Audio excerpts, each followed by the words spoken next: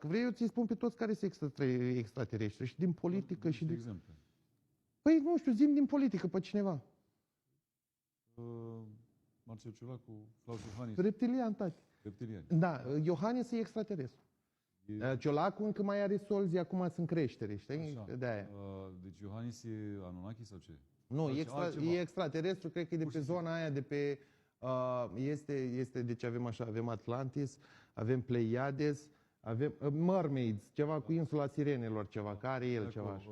Diana Șoșoacă. Șoșoacă? Reptilian, tati, n-ai văzut cum clipește din a treia pleapă? Hai, mă.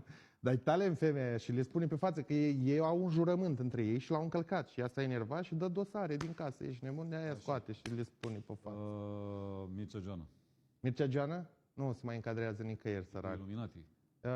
Nu. La masonerie și cu Illuminati e altă zonă. Îi putem încadra pe...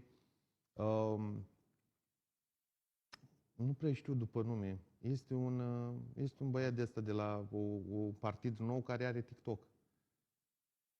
Nu, de la USR.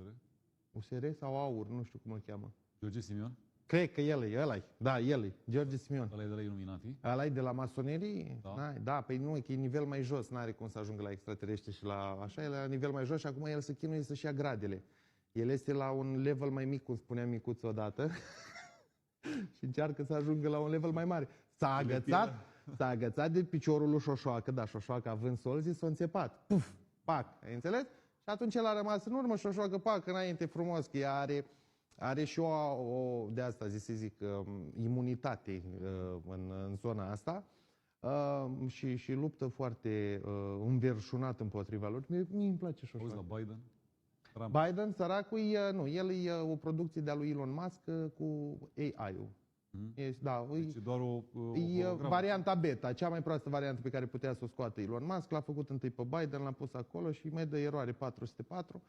Aia e, ne descurcăm cu ce avem și noi, îți dai seama că nu întotdeauna are buget. Trump e pe partea asta cu custozii. El e cu nefilimii, coborât odată cu îngerii căzuți și se trage direct și custode de ăsta care ia și ar vrea să facă, dar nu poate că e cu ei. Da, e gravă situația, știi cum e? Auzi la Putin? Putin, săracul. E clonat, mă.